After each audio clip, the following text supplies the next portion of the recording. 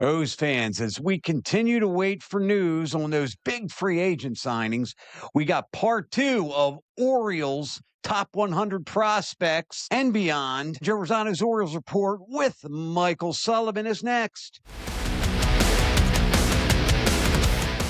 Welcome to Joe Rossano's Orioles Report with the brilliant Michael Sullivan. Michael Sullivan, what say you about these prospects? Go. Absolutely, Joe. Well, it's the time of year when everybody's coming out with all kinds of lists, right? And it was just a few days ago, I think, ESPN, Major League Baseball put out their lists of the top 100 major league players. And disappointingly, there's only two Orioles on that list. Gunnar, who's ranked 26th, and Pete Alonso, who's ranked 33rd. That's it. But more encouragingly, on the many lists that have come out of the top 100 prospects in Major League Baseball, the Orioles are pretty well represented. There's 32 teams in Major League Baseball, so if you only had like 3, that would be representative, right? But the Orioles have altogether probably 6 or 7 guys. We touched on a few guys that were more familiar names in our Top Prospect Part 1 episode. So now we're going to hit on some of those guys that are, they're a little less known. I'm sure people who follow the team know a little bit something about them. But let's start off with their highest rated and probably most likely to make a major league debut this year, Trey Gibson, right-handed pitcher, 23 years old, made it all the way to AAA last year. And this guy was an undrafted free agent out of Liberty University. So, his ascent through the system is pretty remarkable. Yep. Yeah, definitely. Definitely. Trey Gibson. Okay, I'm going to look up a stat here, Michael, because unless I miss my guess, and I have not lately, okay, he lit up a double-A last year or single A. Okay, so Norfolk, Chesapeake, and Aberdeen. Okay, so again, in Chesapeake, okay, 1.55. 1.55. Now, Norfolk, that's where the bad news begins. 29 to third innings, 7.98. Yep. So, yeah, I guess, when you're in Double-A Chesapeake and you move up to Triple-A Norfolk, that's, that's a jump for some guys, but he does have very good numbers. And I was very happy to see that because of, and my sensitivity about the trade with Grayson Rodriguez. I wasn't particularly thrilled about that. But, in 120 innings, are you ready, Michael? 66 strikeouts for this fella Gibson. That ain't bad. So now I once had a dog and his name was not too shabby. I like him. And we need pitching prospects. Blue Jays bring up a guy and 15 minutes later, he's in the playoffs. Okay. The Mets bring up a guy. Absolutely. 10 minutes later, he's, Cy Young candidate, figuratively speaking. We need pitching prospects. We really do. And I think part of the reason that he's ranked so high, even though he struggled a little bit in AAA last year, was that his fastball sits in the mid-90s and it reaches 98. And he also has, like this matters, but it does, he has a very large wingspan. And that means he releases the ball, a lot closer to the plate because of how long his arms are. And, that's going to enhance, you may throw 96, 97, 98, but if you're throwing it a foot closer to the plate, that makes 103. And so, they project him as right now they're projecting him, some of the scouting services, as a number 2 or number 3 starter. I'd love it if he was being projected as a number 1, but it's just good to have a prospect at a high level who's a starting pitcher because the Orioles haven't had that many over the last few years. Which is a shame.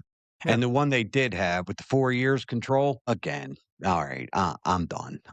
Everybody knows how I feel. So I will bet you right now. No, boy.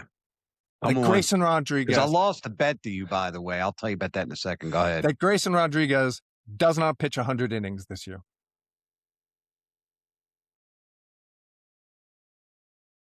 All right. Here's what I need. If I'm in Baltimore this summer No, it's because it's going to be, close to September, late August when he gets to the 100 inning mark. If he pitches 100 innings and I'm in Baltimore, you owe me a dozen crabs from Jimmy's Seafood. If you're not in Baltimore, Okay, Joe, if you're not in Baltimore, Joe, and he pitches 100 innings, I'll ship you a couple crab cakes from Jimmy's. All right. hey, Now you that's better come right. up with And something. I don't look, know what the that hell was they a got in free South plug. Carolina, but And Jimmy's Seafood, if you're watching, advertise here on Joe Rossano's Orioles Report with Michael Sullivan. We'd love to have some advertisers, and we love Jimmy's Seafood here. We love Jimmy's Seafood. There's a free plug for our there friends you at go. Jimmy's Seafood since I ate there since I was a kid. All right, so we okay. got through Trey Gibson. So Yes, sir. other guys we haven't touched on. So the Athletic ranks Wehiwa Aloy as their third best prospect. He was the Orioles' number one pick. No, he was a number one pick last year. He was the 31st pick in the draft out of Arkansas. 22-year-old shortstop, supposed to be good defensively, true shortstop, and have a little bit of power. Well, a little bit of power. That's what he's known for. Yeah. He's known for his power. Around a 55 on the scouting scale. Now, his strikeouts are high, but they all are now, Michael. They all are now. And, so, he's expected to start at high A, potentially move to double A.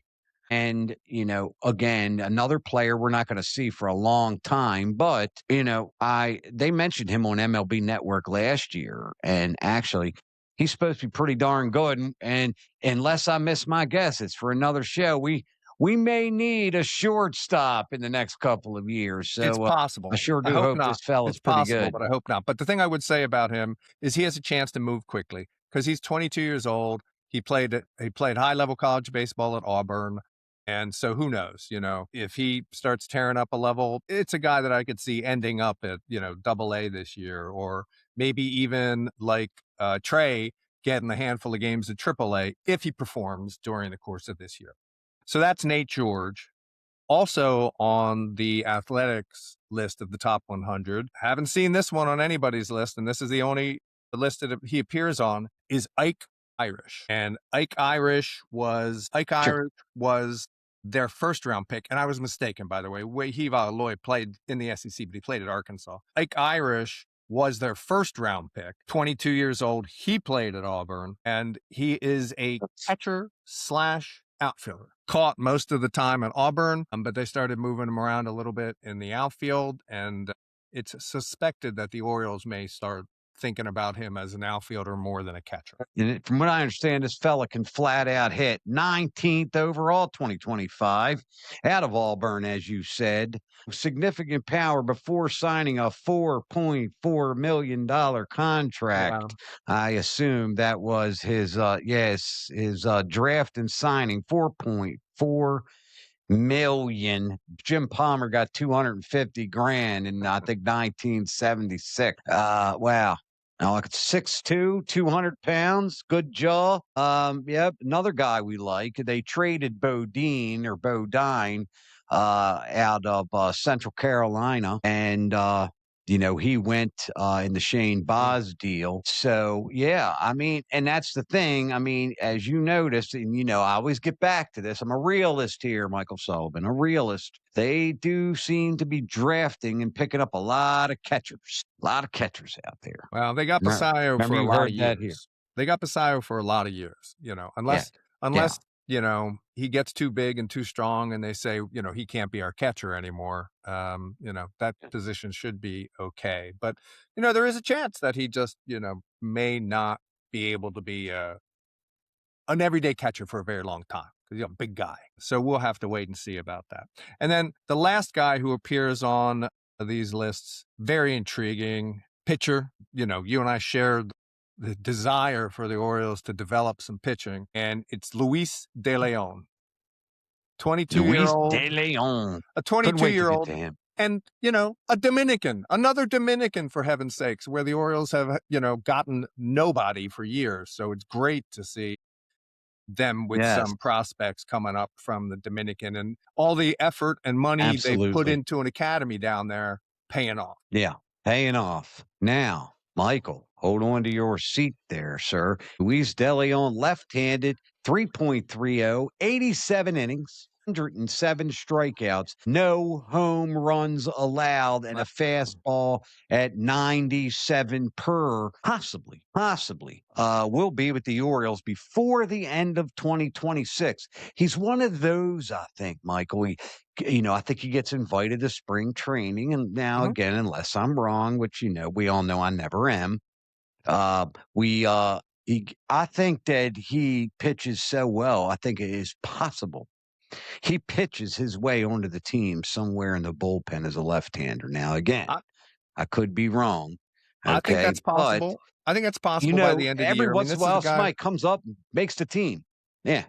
this is a guy who struck out. I mean, you said you gave the raw numbers, but that works out to 13 and a half Ks per 9 innings pitched. Mm-hmm. The downside to that is he walks about 4 guys for every 9 innings pitched. So it seems like he has a little bit of, some command issues, but who knows? He may work it out. And yeah, the possibility of him being a power left-handed arm out of the bullpen late in the season. Yeah, I think that's realistic.